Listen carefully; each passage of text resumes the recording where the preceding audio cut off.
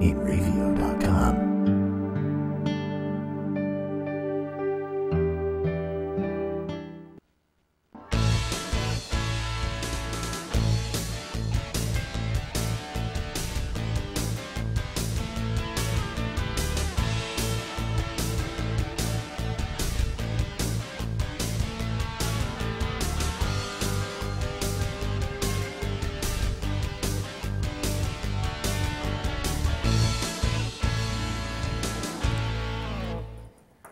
Hello again, everybody. This is Joe Larson, and you're watching the 505 On Racing Show live from New York.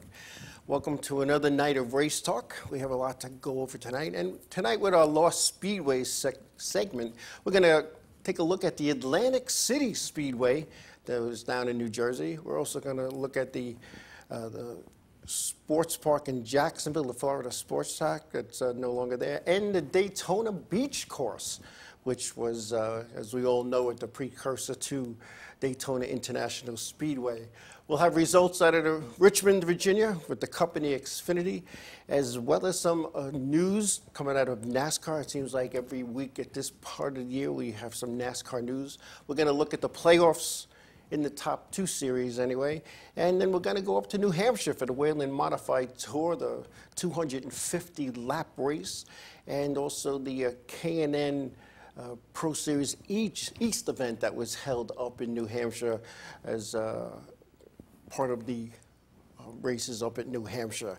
We'll have some chat, we'll talk about some things, and we'll talk about some of the things I observed at a local weekly track this past weekend, and we'll just see what's going on in racing. So anyway, let's get right to it. Lost Speedways, Atlantic City. Now, I did not know that Atlantic City had a racetrack. I mean, I knew they have a lot of gambling and a lot of stuff going on, but the Atlantic City Speedway, it was a board oval, which means it wasn't pavement, it wasn't dirt, it was wood boards. And it was built outside of Hamilton, New Jersey, built in 1926 and hosted races under the AAA, not the guys who come and help you with your cars, but the American Automobile Association, which was big back in those days. However, the track was demolished in 1933. It didn't see much action back in the day. However, the place was packed when they did run, and those are the types of cars that they ran back in those days that you see in that picture there. It looks like somebody's losing a motor. And when you look back to those days, there was racing just about everywhere, and people went. There's another view. Those grandstands were insane. Those grandstands had a seating capacity estimated at over 300,000 people. And it just got torn down. And again, the track was built of wood boards and was 1.5 miles in length with a 45-degree bank. And you could almost see it in this picture, but just like the high-banked ovals of NASCAR today, a picture does not do it justice. You have to really, looking at Bristol and Daytona, it doesn't look that banked on TV, and you try to walk up the sides of it, you're going to have a problem. And there you can see it a little bit better up in turns. I believe that would be turns 3 and 4. So very big banking, and unfortunately only held a handful of races there, 8 I believe, with Harry Hart's winning 3 of the 8. So Atlantic City Speedway, another lost and almost forgotten speedway in our racing past. Speaking of our racing past, we got a little update on Rockingham Speedway. Was trying to be sold to continue on as a racetrack, North Carolina Motor Speedway. It was also known under the ownership of Roger Penske. But however, it's been sold to make room for US 1 expansion through Virginia. So that track will be gone forever. There was hope. We talked about it as a lost or closed speedway earlier in these segments. But once they decide to widen the road, all kinds of stuff happen, and you're not going to beat the government. Anyway, Speedway Park, Jacksonville, Florida, also known as Jacksonville Speedway, was a half-mile dirt oval. Opened in 1947 in southwest Jacksonville. The Monster Energy NASCAR Cup events were run there in 51, 52, 55, 61, and 1964. The last Cup race run there was won by Wendell Scott, the only African-American driver to win in NASCAR's Top Series. The track closed in 1973, but ran non-sanctioned events on occasion after that, but it is now part of an industrial park. So Jacksonville Speedway in Jacksonville, Florida. There's a nice shot of Wendell Scott, one of the lowest budgeted drivers on the circuit.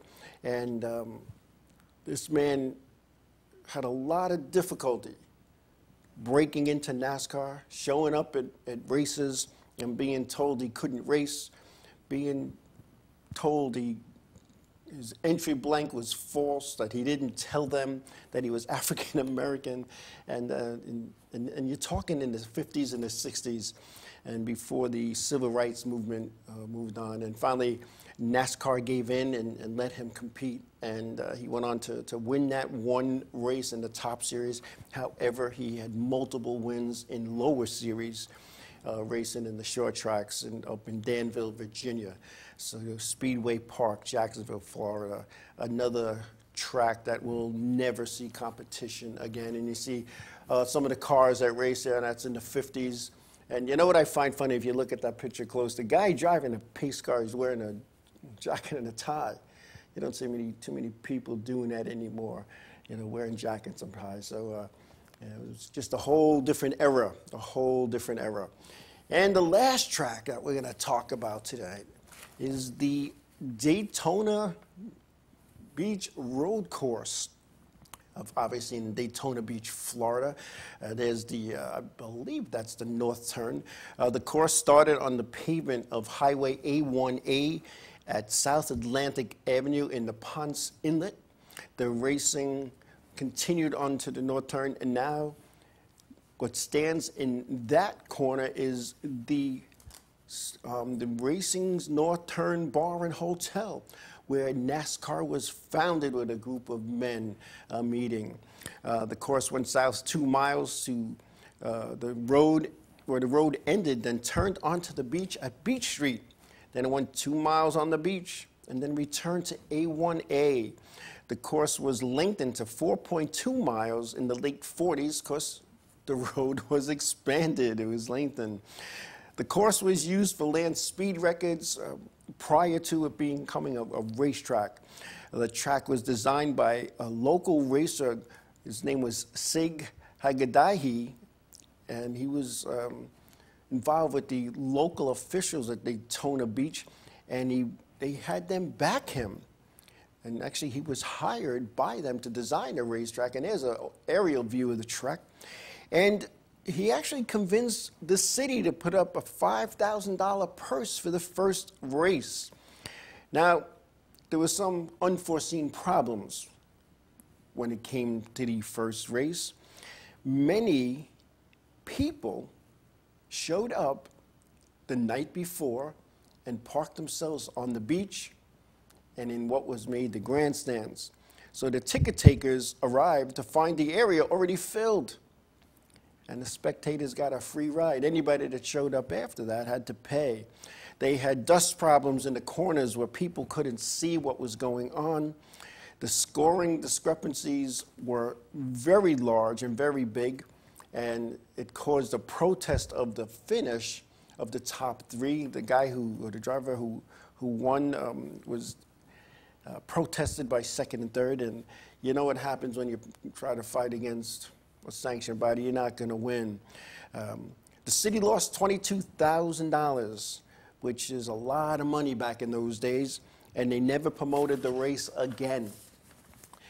Hideki talked with Bill France, who was one of the top 5 in that event, and together they talked the Daytona Beach Elks Club into hosting another event. That event continued to lose money. Then Bill France took over. He completely took over. And in 1938, he ran the race himself as a promoter. The event showed a profit of $200. The next event showed a profit of $20,000. and Bill France never lost a dime when he ran the road course races as a promoter. The track, however, closed in 1958, due in part to the Daytona International Speedway being right up the road at International Speedway Boulevard, where history was made, and it's become the Super Bowl of auto racing. So our lost speedways, and you know, when you think about these lost speedways and what's happening to them and where they're going, we're going to talk about a speedway next week that closed because the city needed to build a sports facility, and where they built that sports facility only takes up a small portion of the acreage of the facility. They did not have to close this racetrack and tear it down. They did not. And the same thing when you look back at the Islip Speedway and what was built there on that property, there's not too much building on the racetrack itself. The south parking lot is, the north parking lot, I believe, is still there. The pit area is still there. And where the racetrack was is still there for the most part. So there were other things that could have been done there. But, you know, some people, they want a racetrack closed. And it's like if you live near an airport, you move next to an airport, I should say. And then you want to complain that it's too noisy and too loud, and, you know, you want it closed. You move there. You knew it was an airport or a racetrack before you went to contract on your property. I mean, come on. You know, then to push and push and push and to have it sold, to have it torn down. It's kind of like a little selfish, if you ask me. Move. Nobody told you to move next to a racetrack. And I know when I was up at Bethel Motor Speedway, there were houses right across the street. And over time, they became good neighbors. But you can only imagine what that's like, especially when the night's over and everybody was leaving and the traffic and the noise, you know, and you got to work, you know, Sunday morning early and you're hearing all this noise. And I understand that, but it just bothers me that all these tracks are just closing, some due to mismanagement, some caused by urban sprawl, some caused by people knocking their local racetrack on social media, saying how bad it is, how horrible it is. People stop going, and next thing you know, the racetrack is closed. And the guy who was bashing it on social media is going to be the first guy holding on to the fence with tears in their eyes because another racetrack went to the wayside. So support your local racetrack. And that's a part of this whole segment is to support your local racetrack. And you don't have to support it by going there. It would be nice, but go on social media. Help a guy who's racing out there or a gal. Talk to the local people. Write letters. Hey, I had a great time at my local racetrack today. I hope it never closes, because the squeaky wheel gets the grease. And if everybody's writing letters to their congressman, to their senator, to the councilman, to the mayor, to the governor, whoever, if everybody's writing negative letters, that's what's going to, they're doing what they're asked. They're doing what the people are paying them to do. Hey, whoa, our contingency says do this. Write some positive letters. Don't talk negative all the time. It's one of those things that kind of bothers me. And I said in my lifetime, many a track here on Long Island have closed, and a handful I went to and attended and visited as a young guy, and then all you have left is memories. And you know, it's not a good feeling, though, that, you know, the records, who had the record for this, and that gets forgotten. Who had the most wins? Who had the most polls? You know, who brought the most people? You know, and you know, and especially in today's age, there's so much more that people could do. Especially here on Long Island, there's so much to do, and it's just not the same as it was years ago. But anyway, support your local racetrack. Go visit it. The weekly series is coming to a close soon, but there's still racing that goes into October. You know, go on, go visit. Go. Say something nice on social media about a local racetrack. Say something nice. Say how a nice time. Don't complain about the prices of the hot dogs or the prices of admission. Because, you know, my father always said to me when I was growing up, I'd ask him, how much does that cost, Dad? And he said, if you have to ask, you can't afford it. And that stuck in my head for a long time. Anyway, we're going to take a break. We come back. We're going to talk about Richmond and the results out of there and talk about the playoff points when we come back.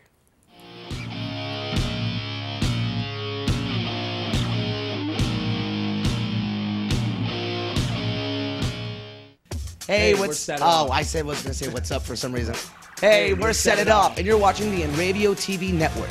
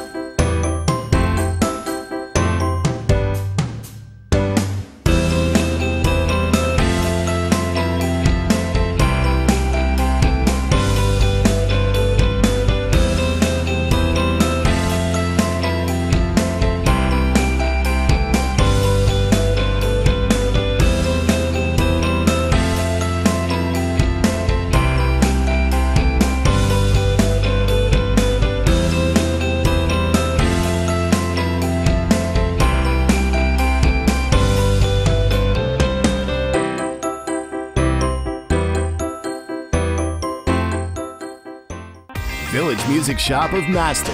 1-800-HEY-DUDE, your full-service store with personalized attention, school band instrument rentals and sales, music instruction on all instruments for all styles and age groups, for guitars, drums, amplifiers, PA systems, and accessories. It's Village Music Shop, 1495 Montauk Highway in Mastic. Call 1-800-HEY-DUDE or go to villagemusicshop.com. Hi there, this is Buddy from Less Than Jake, and you are listening to Inravio TV. You're probably watching it too. The world of advertising has changed. Radio, TV, and newspaper revenues have declined drastically. Why? Because businesses have realized that advertising return on investment isn't what it used to be. So what can we do about it? Well, that's easy. Advertise online. Own a local restaurant, real estate agency, or even a national retail chain? Whatever your business, Inravio can get your message out there, and we can do it at a fraction of the cost. Call today and see the difference for yourself. This isn't TV. This isn't radio. This is Inravio.com.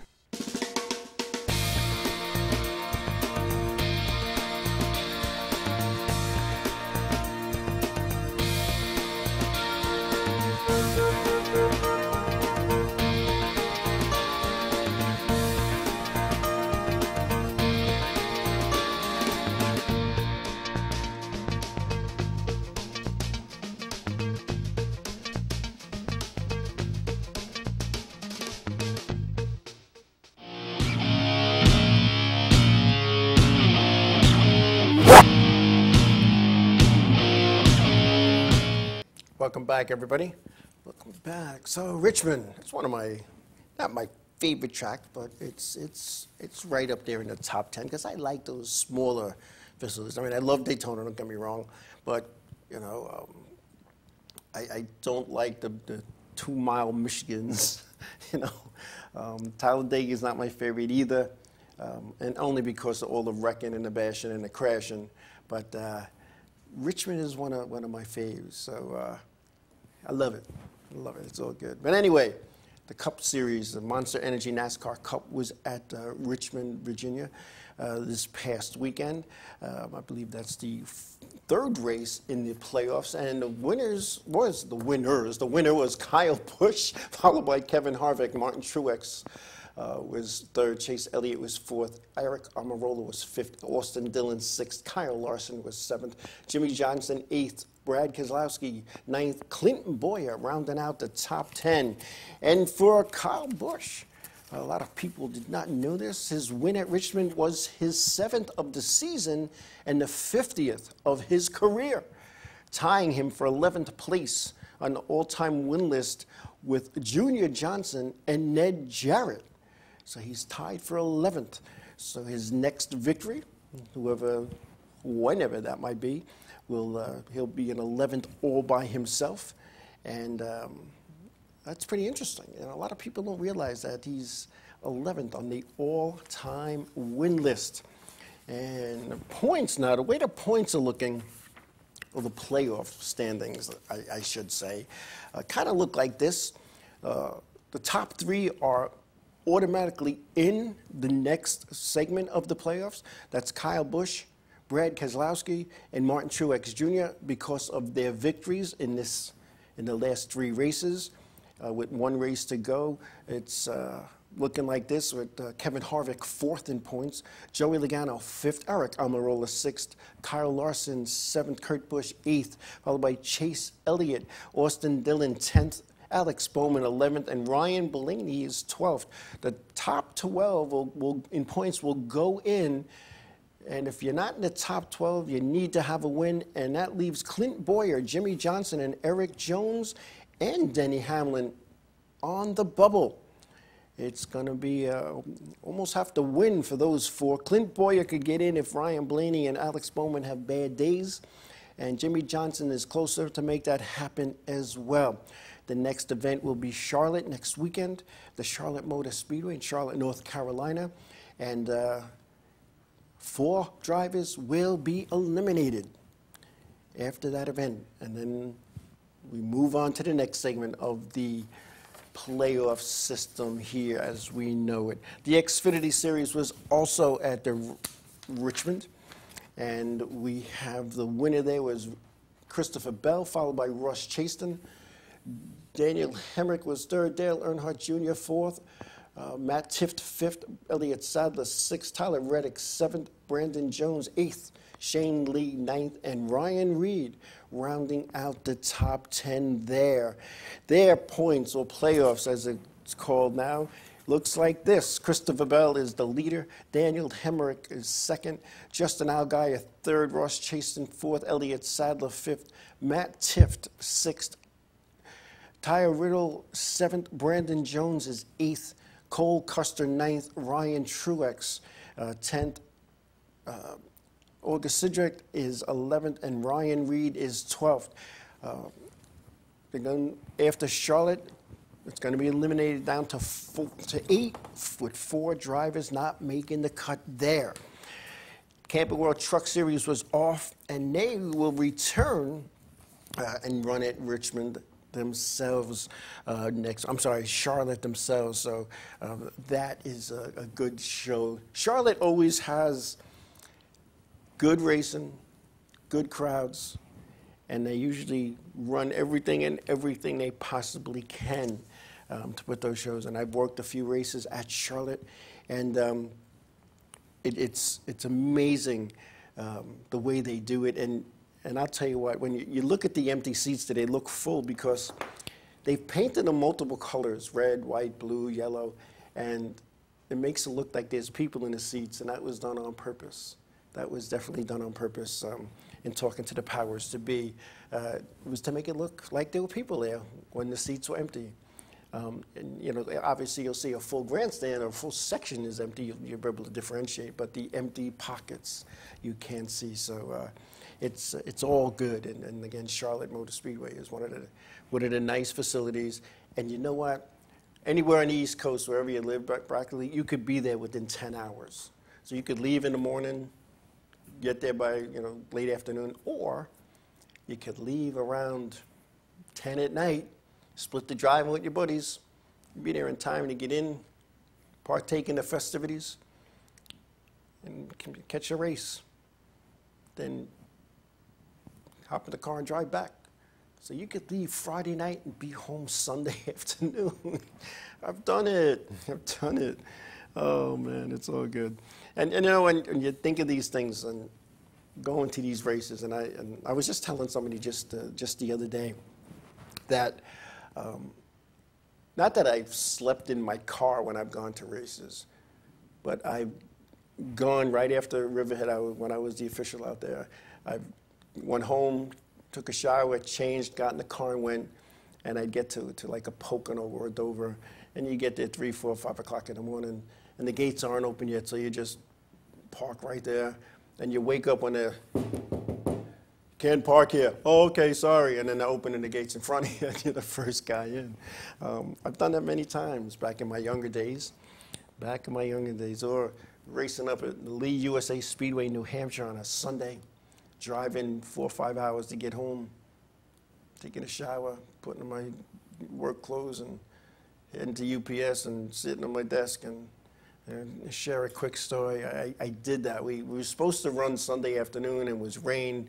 We got delayed. We ended up running Sunday night.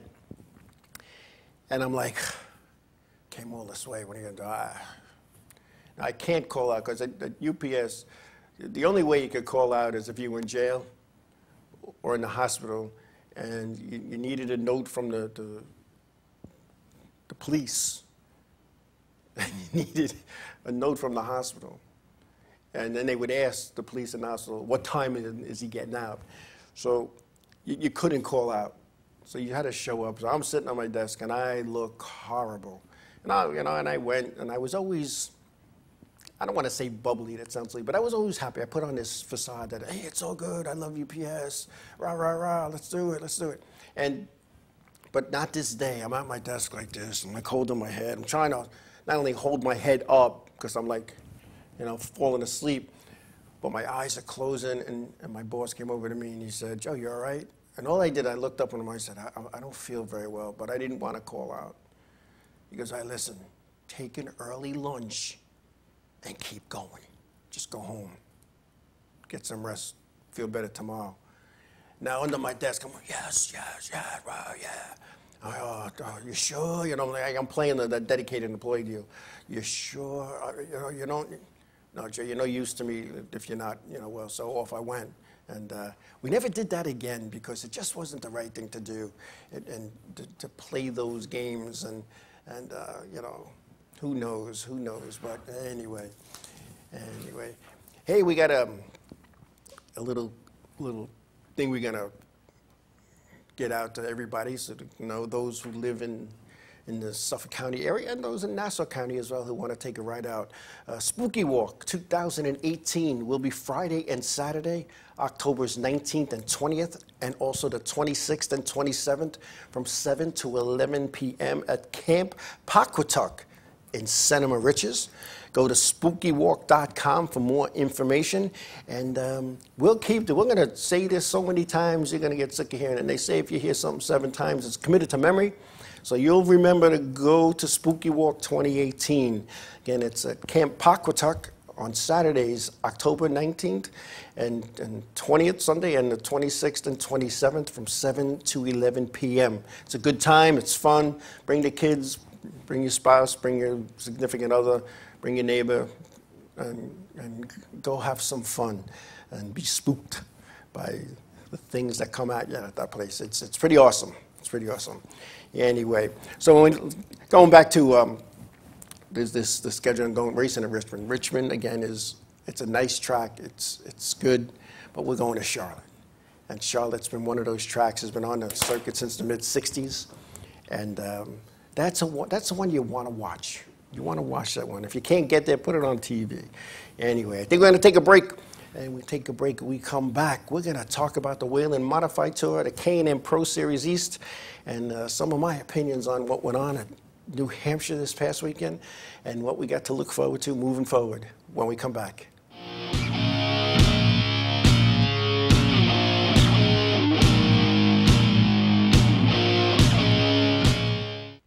Hi, I'm Remington. I'm Emerson. And I'm Sebastian. We're Palais Royale, and you're watching Inravio TV. There we go.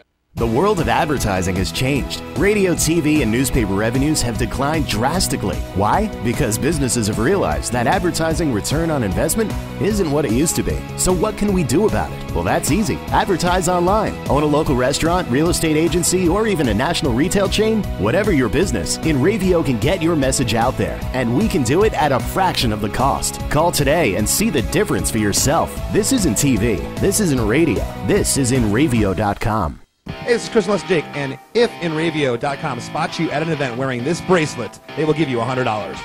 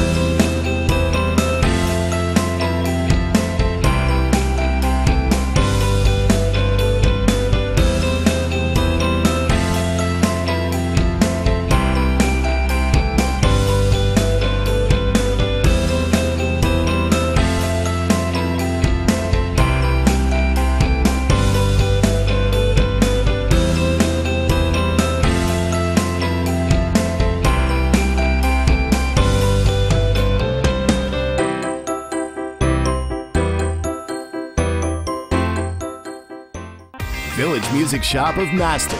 1-800-HEY-DUDE, your full-service store with personalized attention, school band instrument rentals and sales, music instruction on all instruments for all styles and age groups, for guitars, drums, amplifiers, PA systems, and accessories. It's Village Music Shop, 1495 Montauk Highway in Mastic. Call 1-800-HEY-DUDE or go to villagemusicshop.com.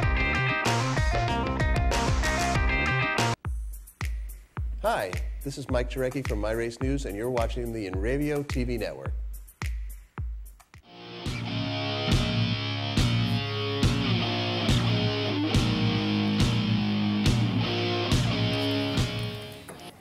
Hey, welcome back. There was something I forgot to mention when I was talking about the Cup Series.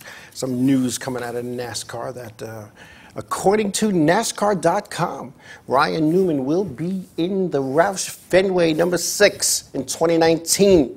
Newman is one of 30 drivers with at least 600 starts. Now, if you remember, when this was first announced a week or two ago, I said Ryan Newman's going to end up at Roush Fenway. Not because I have inside information, not because I guessed and was lucky. It made sense. Jack Roush and Roush Fenway Racing needed an experienced, low-key driver. And what they need to do, all the teams, is bring that in. Bring a low-key guy in with a lot of experience. I mean, the guy has over 600 starts. He knows what he's doing. And I often wonder, when these teams, and I'm not pointing a finger at any team, but I often wonder with these teams when they feel, it's time for this guy to go. So how do they make him, make it so when it's time for that talk, the driver's interested? The equipment that he gets sometimes isn't the way it was. And I know a story about Dale Earnhardt Sr., which I can't give you the details, but I'll give you this. It was the only year that he did not win a race. You could look it up. There was one. I'm not going to give you the details, but I'm going to tell you this. He upset Richard Childress. So Richard Childress was so upset that he wanted Dale to say, if you don't give me good cars, I'm quitting. But Dale wrote it out. Because what he did was wrong. Again, I'm not going to share that. It's private, it's personal. And he wrote it out and wrote it out. They eventually came to terms, they hugged, they kissed, they shook hands. Dale started winning again. And if you don't think that kind of stuff happens, you look at Ryan Newman over the last season and a half. He's not in there battling for the win at the end. And when I say battling for the win, I'm talking top 3, 4, bumping and grinding. He's not there. He used to be. Did he lose his talent? I don't think so. But they needed him out where he was. It's time to go. We're keeping your sponsor. Go find a ride somewhere else. And Ryan's like, you know what? I think I'll do that. Because even though that press conference, he talked about how great it was and how happy he was and honored to drive for Richard Childress Racing, and how the engine builders and the staff in the shop, the pit road people, that's all canned stuff. All canned stuff. This is what you're going to say. This is what we want you to say. If you don't think NASCAR has a say in what you say at these press conferences, or the owner, your new owner, you want to keep things positive. You don't want to say bad stuff, And it's just one of those things. And somebody just told me Saturday was the best, and we're going to get into that in a little bit. But Ryan Newman going to Roush Fenway Racing, I wish him luck. I know Ryan Newman. I've spent time with. It's not a Oh, Ryan Newman, he waved to me, we're friends. No, I spent time in his hauler. I spent time talking to him. We had some nice discussions, and I wish him well. And Jack Roush, you did a good thing. You did a real good thing. Anyway, NASCAR Whelen Modified Tour was at New Hampshire for the Musket 250, 250 laps on a 1.058 mile racetrack. Wow, that's a lot of laps. Anyway, it looked like this. We have Chase Dowling was the winner, followed by Patrick Emmeling. Burt Myers took the trip up from New Hampshire for some of that money, was third. Andy Seiss was fourth. Ryan Preece fifth. Justin Bonsignor sixth. Doug Colby seventh. John McKennedy eighth. Eric Goodale ninth. And Ron Silk rounding out the top 10. That was Justin Bonsignor's race to win. He was very strong the entire race. And coming off a turn 4, let me go back maybe. White flag lap, he's battling Ryan Preece. Ryan Preece, good driver, good guy. He's in the Xfinity Series now. We'll get some rides in the Cup Series next year. Ryan Preece disappointed me. Not because I know Justin Bonsignor since he's a little kid. He disappointed me as a competitor. If you're gonna bump somebody out of the way, bump them clean and square. Ride them up with your Nerf bars, get them up in the Marlboros. He popped him in the left rear Nerf bar, which I've always said these Nerf bars in the rear should not be designed that old tire could get caught in it. But nobody listens to what I have to say. And that's one of my pet peeves with these modifieds. It shouldn't be a single bar. Anyway, Preece's wheel gets stuck in there. Justin thinks he's getting pushed, so he's trying to jug it out of the way. They both end up in a fence. Justin came down, which is his right to do when you're the leader, and Ryan Preece went down with him and just hit him. Not good. Not good at all. I don't like that kind of racing. I like good, hard racing, don't get me wrong. And I love bumping and grinding. And you know what? Maybe if I'm running second, I'm going for the win, I might have done the same thing. But you know what? It's not racing. Now you have some torn up race cars. I wouldn't have wanted to been the official on pit road that had to hold back the throngs of people that were going to go after Ryan Preece. That was Justin Bonsignor's race to win. Without a doubt. Without a doubt. Anyway, the points look like this in the NASCAR Whelen Modified Tour. Justin Bonsignor still leads the points with 2 races left at the Stafford Motor Speedway and the Thompson Motorsports Park. Chase Dowling is second in points, 74 points back. Doug Colby is third. Mathematically totally out of the point race. Timmy Solomino is fourth in points. Craig Lutz fifth. Rob Summers sixth. Eric Goodale is seventh. Dave Sapienza eighth. Ronnie Williams ninth. And Tommy Catalano rounding out the top 10 in points there. Basically, Justin has to show up at the next 2 races, and he could basically just ride around and win this championship. Chase Dowling would have to win and also pick up a bunch more points in the second race or vice versa for even a challenge at the championship there. So it should be interesting. It should be very interesting going into the last 2 races. It'd be nice. It'd be nice to see a hometown kid that I watched grow up take down a championship there. And I'm proud to say I know Justin Bonsignor and I know his family. And his dad was always there for me and my kids when they were racing. So, you know, this is what you do. You play it forward. But anyway, K&M Pro Series East. You know, this is one that we'll do the results first. K&M Pro Series East. Brandon McReynolds was the winner there. His first win in the K&M Pro Series as a driver. Derek Kraus was second. Spencer Davis third. Riley Herbst was fourth. Dylan Bassett was fifth. Anthony Alfredo was 6th. Colin Garrett was 7th. Chase Cabaret was 8th. Ronnie Bassett Jr. 9th. And Sam Mayer rounded out the top 10.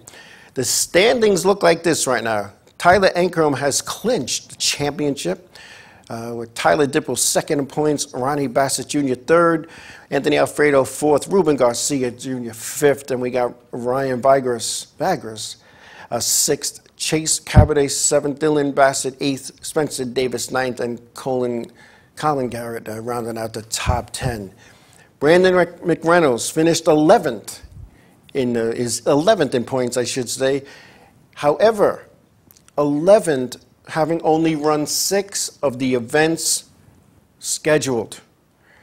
Now, Brandon McReynolds is somebody I know, and his car is owned by somebody I know even better. That was me and Brandon, and I believe that was at the Thompson Motorsports Park. A nice kid, son of Larry McReynolds, known as Larry Mack in the announcer's booth. And this is a team, this is a new team. And when it was announced last year, this is what they were going to do. They were laughed at. They were told they were wasting their time, wasting their money. It was a bunch of BS. It's not going to happen. And only a handful of people stood by and told his owner, John Visconti III, you got this. And I'm going to tell you, that man was upset. He was hurt. And then, oh, poor guy was hurt. You know, no, this happens in racing. The emotions ride so high, and he was doing this. He was going into the K&N Pro Series East. He put a team together. He got the right people in place, the right equipment. And everybody was like, this is BS. This is not going to happen. And then it happened. They're not going to be competitive. They're going to be back markers. And Brandon runs some strong, solid races. And he won at New Hampshire. He won at New Hampshire. Where are all those people now saying, JV, you were right. We're sorry. Where are those people? I didn't see any social media applause. His dad, Cookie Visconti, he said Saturday was the best. Cookie recovering from some ailments that he has, and I'm sure would have loved to have been there. This is what racing's all about. It's a dream. It starts with a dream. Then there's a hope and a prayer. Then you talk to somebody who talks to somebody who helps you get other people that you talk to. And then they find you a team. What comes with a driver? You develop a relationship with this driver and this team. And your team then becomes your racing family. And I've always said that.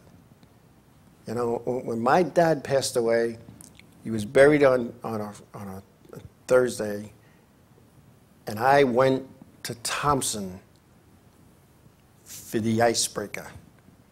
And when I got there, my NASCAR boss says, Joe, I didn't expect you. What are you doing here? You should be home with your family. I said, you guys are my family. Everybody at home was just sitting there crying. I need to move forward. I need to smile. And this is what we do in racing. There was a picture of JV ecstatic over this, with Derek Parnasegler holding his microphone, putting it in his face. And, you know, they say timing is everything. All of a sudden, the pollen levels in New Hampshire just shot through the roof. His eyes were tearing. And you look at that. You look at something like that, and you're like, wow. Wow. And I'm just proud to say that, you know, I'm friends with these people. Not casual friends. Not a guy you see at the racetrack go, hey, no, how you doing? No, friends. And I told JV from day one, you got this. Don't let what they say bother you. You're going to show them on the racetrack. You're going to show them on the racetrack.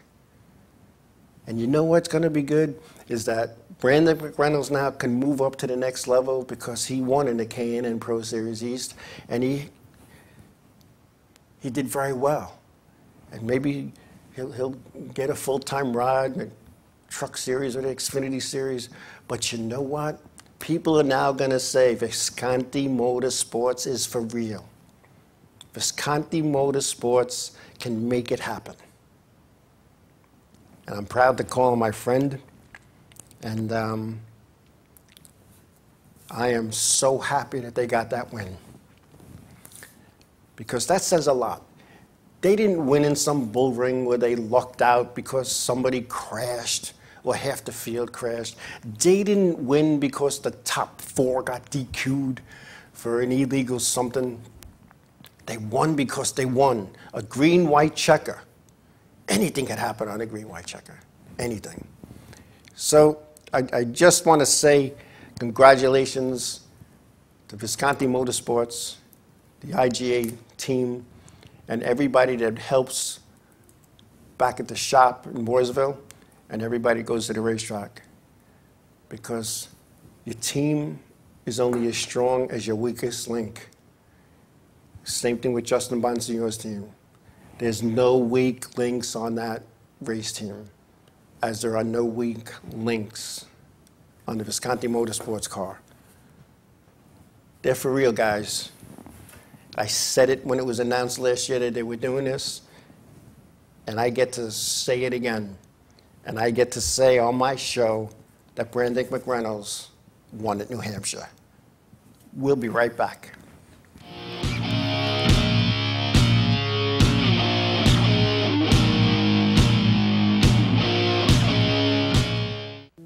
Hey guys, this is Jibs from Ocean's 8, Alaska, and you're watching Inravio TV Network.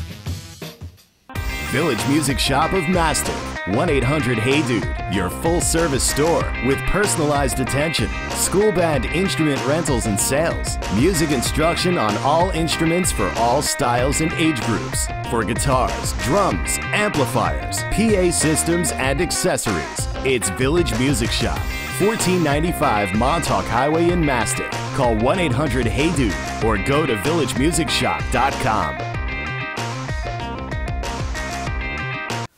Hey, I'm Raul Panther. And I'm Commander B. Hawkins. And I'm Rich Whelen. We're some of the proto men. If we see you without this bracelet, we're going to punch in the But if you have this bracelet from Inravio.com, you can win $100. Put one of these on, or else.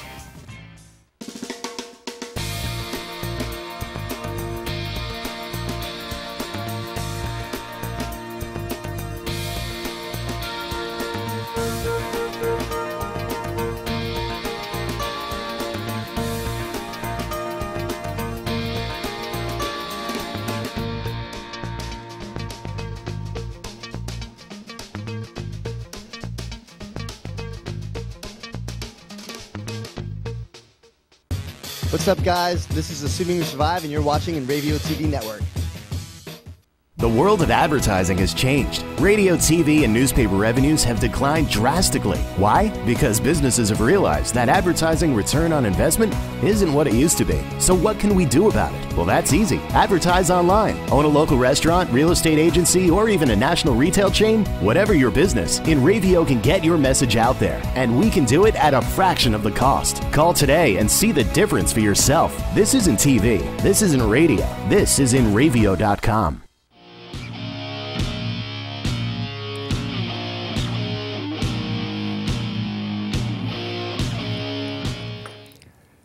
Welcome back. All righty. Spooky Walk 2018 will be Friday and Saturday, October 19th and 20th, and also October 26th and 27th, 7 to 11 p.m. at Camp Paquatuck in Center Moriches. Go to SpookyWalk.com for more information. And again, it's a good time. It's a fun time. If you're into Halloween, that's one of the places to go. SpookyWalk.com. Go look it up, get some info, and head over there. Anyway, on a sad note, I hate these sad notes, but this is the business we're in. Greg Hognett was killed in a crash Thursday night during a sprint car race at the Baps Motor Speedway in the World of Outlaws. Hodnett was 49 years old. The York County Coroner's Office stated that Hodnett lost control of his car in turn one, causing him to hit a wall at high speed. The cause of the crash is still being investigated. The coroner's office said that Hodnett died on impact at the scene. An autopsy was scheduled for Saturday morning, and this is a sad thing. He had young children. He was the 1993 Rookie of the Year in the World of Outlaws and went on to win 20 races. He won the feature on the opening night at the Knoxville Nationals last month and went on to finish 13th in the Knoxville Nationals later that week. Many in NASCAR offered their condolences to the Hodnett family. It's sad. And whenever a racer loses his life doing what we love to do, whether he races in the entry-level division of his weekly track, whether he's in a top series in NASCAR, World of Outlaws, drag racing, whatever that might be, it's sad. It hits home. It hits home. And it stays with you for quite some time. So our prayers and condolences go out to the Hodnett family. And there's another guy that's going to be showing up at the pit gates at Heaven Motor Speedway. Anyway, it's tough. It really is. Ah, yes. What was I saying? Oh, yeah. Kind of hits me a little bit. You know, and it's no secret that I go to weekly racetracks throughout the Northeast. Not as often as I used to, not as often as I maybe should. But I spent an evening at a racetrack recently, and again, I'm walking around and I'm looking and I'm watching, and I know I'm getting old, but it's not like it used to be. Maybe I have expectations. And they know what they say, no expectation, no disappointment. So yeah, I'm disappointed because my expectation is you don't see what you used to see. You don't see that camaraderie of teams helping each other. You don't see that. You know, I was walking past these two cars that just came off the racetrack racing their feature together. I'm not going to say what division it was or who the drivers, it doesn't matter. And the one guy looked at his car and says, "Oh man, I'm all banged up. What the heck, you know?" And he goes, "Did you see this?" And the guy looked up to him and he goes, "Who cares? I got my own problems." I was like, are you kidding? You know? He wasn't blaming that guy like you did this. He was making a comment. You know, you watch guys get beat and banged and wrecked and towed off, and you know, it used to be everybody ran over to that guy, not to fight. What do you need? Can you get back out? I wasn't seeing that. Wasn't seeing that at all. And I spoke to a veteran driver. We was sitting there like two old guys sitting on the porch drinking some shine. Not really, because in this day and age, we'd be sitting in the den with the big screen and the surround sound and drinking some Jameson. And we were talking about how it is now. There's no, how do we put it? There's not a lot of kids in the grandstands, because that's your future drivers. And there's not a lot of young kids in the pits or the garage area helping a race team. That's where you get them started. You get them going, you get them interested. And that's how I wanted to be a driver. I helped on my uncle, Johnny Kraft. I helped him on his figure 8 car when I could. I didn't know what I was doing.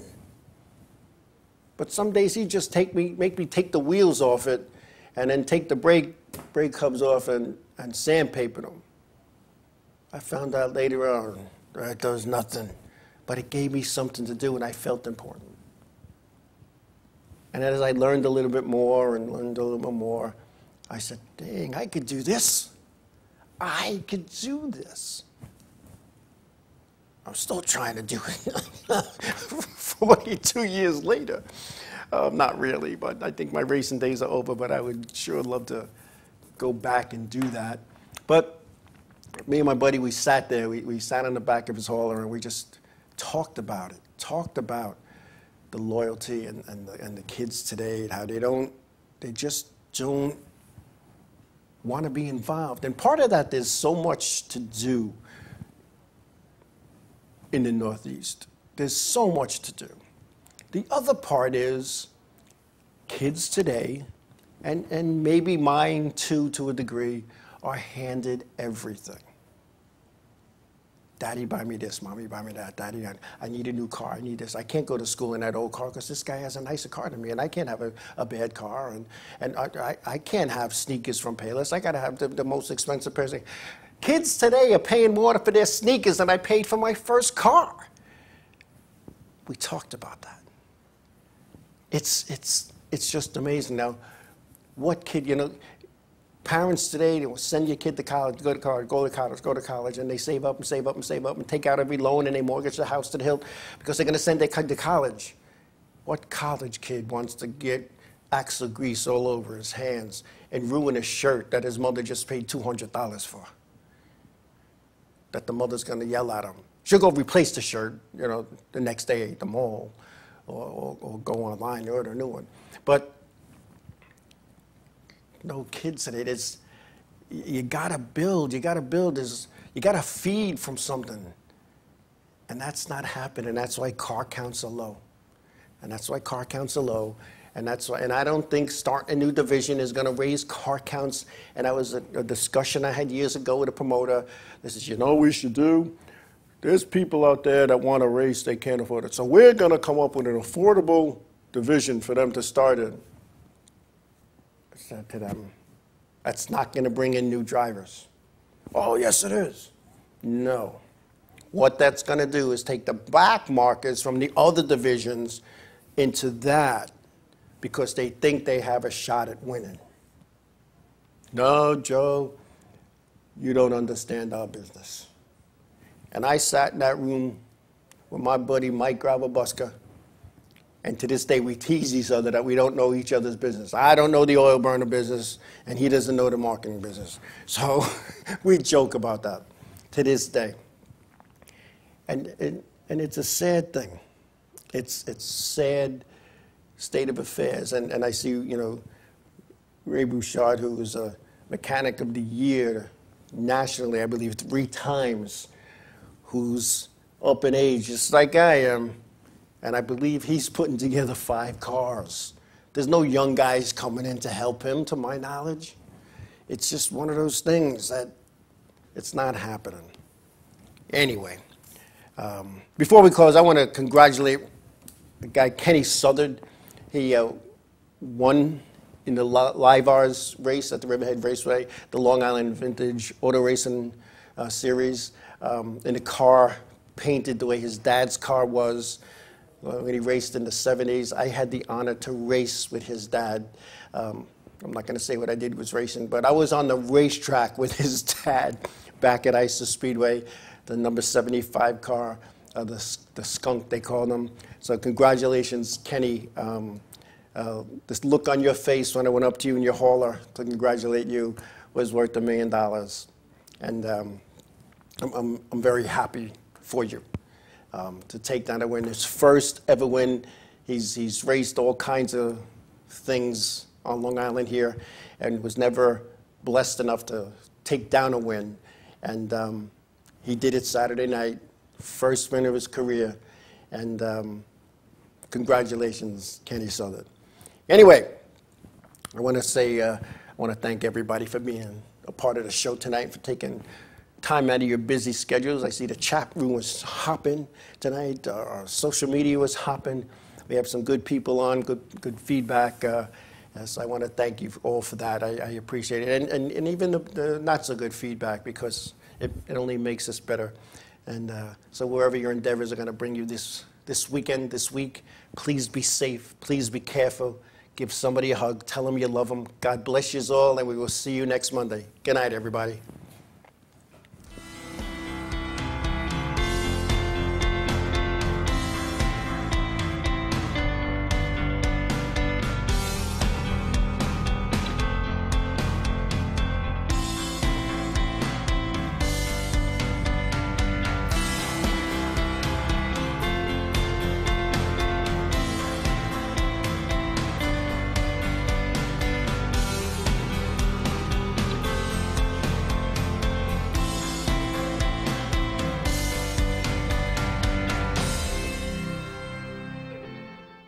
Inravio.com.